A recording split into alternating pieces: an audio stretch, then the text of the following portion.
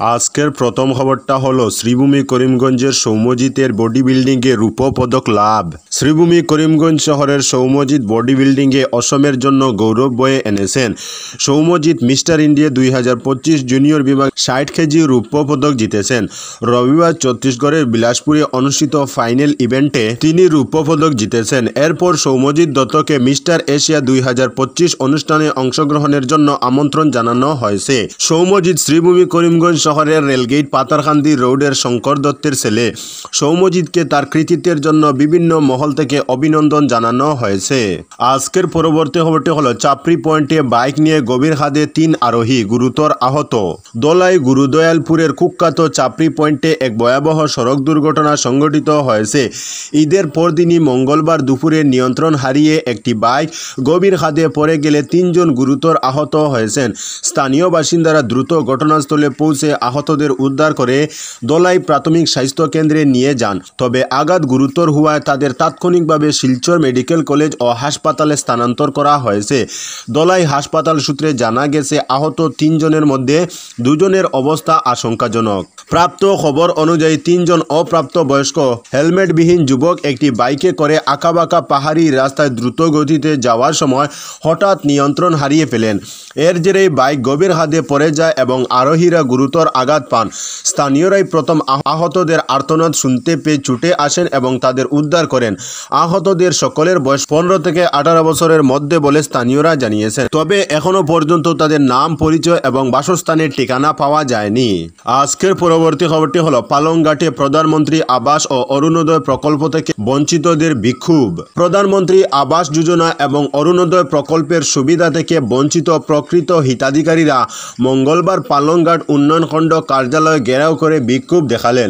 বঞ্চিত মহিলারা অভিযোগ করেন, পালংঘাট জিপি এলাকায় চাকরিজীবী এবং অট্টালিকার মালিকরা প্রধানমন্ত্রী আবাস পেলেও বহু দরিদ্র ও অসহায় মানুষ এই সুবিধা থেকে বঞ্চিত হয়েছেন। একই সঙ্গে অরুণোদয় 3.0 তাদের নাম বাদ দেওয়া হয়েছে। বিক্ষোভকারীরা জানান, বিধবা, বৃদ্ধ ও বিশেষভাবে সক্ষম ব্যক্তিরা এই কারণে চরম বিপাকে পড়েছেন।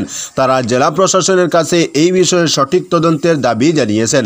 তাদের অভিযোগ, বর্তমানে প্রধানমন্ত্রী আবাস যোজনার জিও ট্যাগিংয়ের কাজ চলছে, সেখানেও স্বজন পোষণ নীতি দেখা যাচ্ছে এবং প্রকৃত হিতাধিকারীদের বঞ্চিত করা হচ্ছে। বহু বঞ্চিত মহিলারা আরও অভিযোগ করেন, তারা বিজেপির পালংঘাট মণ্ডল সভাপতির কাছে এই বিষয়ে অভিযোগ জানালে তিনি তাদের সঙ্গে দুর্ব্যবহার করেন। এছাড়াও বুথ লেভেল কমিটির সদস্য এবং প্রাক্তন গ্রুপ সদস্যের কাছে গিয়েও কোনো সুরাহা মিলেনি বলে তারা জানান। এদিন বেশ কয়েকজন বঞ্চিত মহিলা তাদের অভিযোগ জানাতে পালংঘাট উন্নয়ন খণ্ড আধিকারিকের কার্যালয়ে গেলে সেখানে দলাইয়ের নবনির্বাচিত বিধায়ক নিহার রঞ্জন দাস এবং কাছাড় জেলা বিজেপির সভাপতি রূপম সাহাকে দেখতে পান। তারা বিধায়ক ও জেলা সভাপতির কাছে তাদের অভিযোগ বিস্তারিতভাবে তুলে ধরেন। সাংবাদিকদের জেলা বিজেপির সভাপতি রূপম সাহা বলেন, বর্তমানে দলাইয়ে 30,000 হিতাধিকারীকে অরুণোদয় প্রকল্প দেওয়া হয়েছে এবং আগামীতে আরও 7,000 ধাপে ধাপে এই সুবিধা প্রদান করা হবে। তিনি আরও বলেন, প্রধানমন্ত্রী আবাস যোজনা ও অরুণোদয় প্রকল্প বন্টনে ধনী গরিবের ভেদাভেদ করা হয়নি। যদি সত্যি কোনো অভিযোগ থাকে তাহলে তা খতিয়ে দেখা হবে এবং এই প্রকল্প বাস্তবায়নে কেউ বঞ্চিত হবে না বলে তিনি আশ্বাস দেন।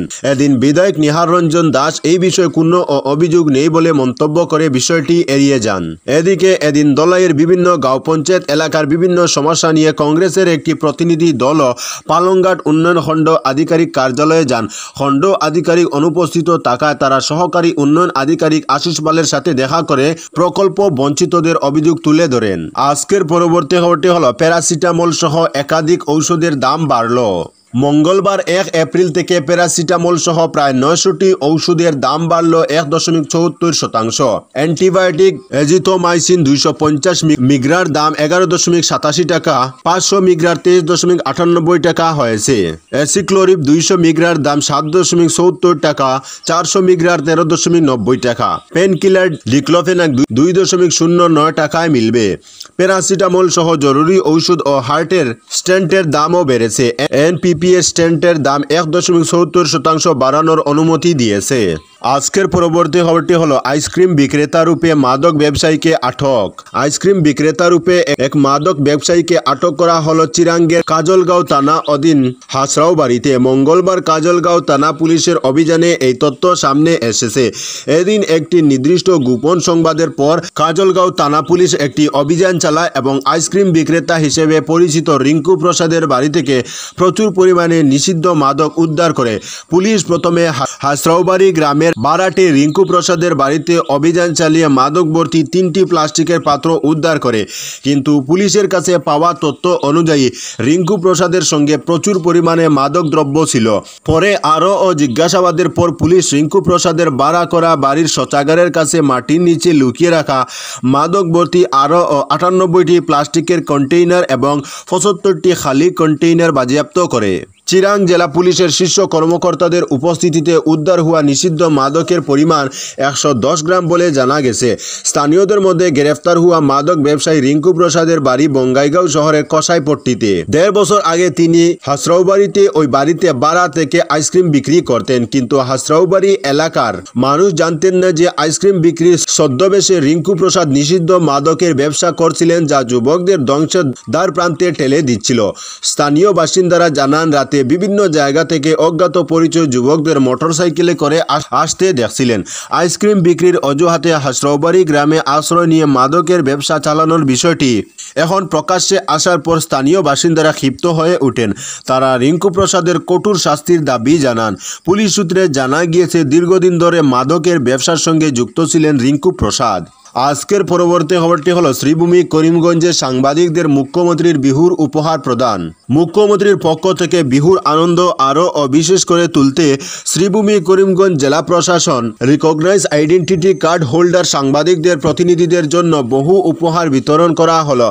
এ উপলক্ষে মঙ্গলবার বিকেল 3টায় শ্রীভূমি করিমগঞ্জ জেলায়ুক্ত কার্যালয়ের সভাকক্ষে এক বিশেষ অনুষ্ঠানের আয়োজন করা হয়। অনুষ্ঠানে জেলায়ুক্ত প্রদীপ কুমার দ্বিবেদী সংবাদকর্মীদের হাতে মুখ্যমন্ত্রীর শুভেচ্ছা বার্তা এবং ঐতিহ্যবাহী অসমের গর্বফুলাম গামছা তুলে দেন। জেলা প্রশাসন সূত্রে জানানো হয়েছে যে এই উপহার শুধুমাত্র স্বীকৃত সংবাদ মাধ্যমের প্রতিনিধিদের জন্য প্রদান করা হয়, যা তাদের অক্লান্ত পরিশ্রমের প্রতি কৃতজ্ঞতা প্রকাশের প্রতীক। প্রতি বছর মুখ্যমন্ত্রীর পক্ষ থেকে সংবাদ মাধ্যমের স্বীকৃত প্রতিনিধিদের সম্মান জানাতে এই আয়োজন করা হয়। এবারের আয়োজনে সংবাদকর্মীদের মধ্যে ব্যাপক উৎসাহ এবং উদ্দীপনা লক্ষ্য করা গেছে। এই বিশেষ উপহার পেয়ে তারা কৃতজ্ঞতা প্রকাশ করেছেন এবং মুখ্যমন্ত্রীর এই প্রয়াসকে সাধুবাদ জানিয়েছেন। আজকের পরবর্তী খবরটি হলো ল্যাম্বরগিনি কাণ্ড। এফআইআরের নাম নেই চালকের, নাম জড়ালো ইউটিউবারের। সম্প্রতি নয়ডাতে একটি ল্যাম্বরগিনি গাড়ি চালিয়ে ফুটপাতে বসে থাকা 2 শ্রমিককে ধাক্কা মারে এক ব্যক্তি। তাকে গ্রেফতার করা হয়, কিন্তু সূত্রের খবর এই ঘটনায় প্রাথমিকভাবে দায়ের করা এফআইআরে প্রথমে নামই ছিল না ধৃত গাড়ি চালকের। তাকে অজ্ঞাত পরিচয় বলে উল্লেখ করা হয়েছিল। আর এরপরেই অভিযোগ উঠে যে পুলিশ মামলাটি দামাচাপা দেওয়ার চেষ্টা করছে। যদিও পুলিশের তরফে পরবর্তীতে দীপক নামের ওই ব্যক্তির নাম এফআইআরে নথিভুক্ত করা হয়। ঘটনার ব্যাখ্যা দিতে গিয়ে নয়ডা পুলিশ জানিয়েছে, তাদের কাছে যখন প্রথম অভিযোগটি করা হয়েছিল সে সময় অভিযোগকারী ব্যক্তি ওই চালকের নাম ও ঠিকানা জানত না। পরে তদন্তে ধৃত চালকের নাম জানা যায়। তদন্তে আরও জানা গিয়েছে যে ধৃত চালক আদতে ওই গাড়ির মালিক নন, বরং গাড়িটির আসল মালিক মৃদুল তিওয়ারি নামের এক ইউটিউবার। সমাজ মাধ্যমে তার প্রায় 19 মিলিয়ন ফলোয়ার আছে বলেও জানা গিয়েছে। সূত্রের খবর, মৃদুল তার গাড়িটি বিক্রি করবার জন্য আজমেরের গাড়ি ব্যবসায়ী দীপকের সঙ্গে যোগাযোগ করেছিলেন। রবিবার গাড়িটি টেস্ট ড্রাইভ করতে গিয়ে নিয়ন্ত্রণ হারিয়ে ফেলেন দীপক এবং ঘটে যায় এই দুর্ঘটনা। তবে দুর্ঘটনার সময় মৃদুল গাড়িটিতে ছিলেন না। আজকের পরবর্তী খবরটি হলো পুরনো পেনশন স্কিম পুনরায় চালুর দাবিতে শিলচরে বিক্ষোভ এআইইউটিইউসির। শ্রমিক সংগঠন এআইইউটিইউসির সর্বভারতীয় কমিটির আহ্বানে ইউনিফাইড পেনশন স্কিম বাতিল করে পুনরায় পেনশন স্কিম পুনরায় চালুর দাবিতে সারা দেশের সঙ্গে সংগতি রেখে শিলচরের শহীদ ক্ষুদিরাম মূর্তির পাদদেশীয় বিক্ষোভ প্রদর্শন করে সংগঠনের কাছাড় জেলা কমিটি। মঙ্গলবার বেলা 11:30টায় ক্ষুদিরাম মূর্তির সামনে সংগঠনের জেলা কমিটির সদস্যরা উপস্থিত হয় শ্রমিক কর্মচারী বিরোধী ইউনিফাইড পেনশন স্কিম বাতিল করো, ওল্ড পেনশন স্কিম পুনরায় চালু করো ইত্যাদি স্লোগানে উত্তাল করে তুলে। তোলেন। বিক্ষোভ চলাকালীন জেলা কমিটির সভাপতি সুব্রত চন্দ্র নাথ বক্তব্যে বলেন, গোটা দেশের শ্রমিক কর্মচারীরা যখন নতুন পেনশন স্কিম বাতিলের দাবিতে তীব্র আন্দোলন গড়ে তুলেছে, তখন কেন্দ্র সরকার তা চাপে পড়ে বাতিল করলেও পুরনো পেনশন স্কিম ফিরিয়ে আনার পরিবর্তে ইউনিফাইড পেনশন স্কিম চালু করে, যা নতুন পেনশন স্কিমের চেয়েও মারাত্মক শ্রমিক কর্মচারী বিরোধী। তিনি বলেন, ইউনিফাইড পেনশন স্কিম বাতিল না হওয়া পর্যন্ত তীব্র আন্দোলন চালিয়ে যাওয়া হবে। আজকের পরবর্তী খবরটি হলো প্রাক্তন কেন্দ্রীয় মন্ত্রী প্রয়াত সন্তোষ মোহন দেবের জন্মদিন উদযাপন। বিভিন্ন কার্যসূচির মাধ্যমে প্রাক্তন কেন্দ্রীয় মন্ত্রী প্রয়াত সন্তোষ মোহন দেবের 92তম জন্মদিন পালন করা হয় শিলচরে। মঙ্গলবার সোশিও কালচারাল ও স্পোর্টস ডেভেলপমেন্ট ট্রাস্টের তরফে শিলচর রাজীব ভবনের পাশে থাকা প্রয়াত সন্তোষ মোহন দেবের আবজ্ঞ মূর্তিতে পুষ্পার্ঘ্য ও মাল্যদানের মাধ্যমে শ্রদ্ধার্ঘ্য নিবেদন করেন ট্রাস্টের কর্মকর্তারা। তিনি বলেন, সন্তোষ মোহন দেব তার রাজনৈতিক জীবনে দেশ ও সমাজের উন্নতি সাধনে বিশেষ অবদান রেখে গেছেন। ক্রীড়া জগতেও উনার কৃতিত্ব ছিল অপরিসীম। এদিকে শিলচর জেলা কংগ্রেস কমিটির তরফেও মঙ্গলবার প্রয়াত সন্তোষ মোহন দেবের জন্মদিনে শ্রদ্ধাঞ্জলি নিবেদন করা হয়। দলের তরফে আবজ্ঞ মূর্তিতে পুষ্পার্ঘ্য ও মাল্যদানের মাধ্যমে গভীর শ্রদ্ধা নিবেদন করার পাশাপাশি প্রয়াত দেবের জীবনের বিভিন্ন দিক আলোচনা করেছেন দলের কর্মকর্তারা। তো বন্ধুরা, আজকের জন্য এতটুকু। পরবর্তী কোনো নতুন ভিডিওতে দেখা হবে, তখন অবধি ধন্যবাদ।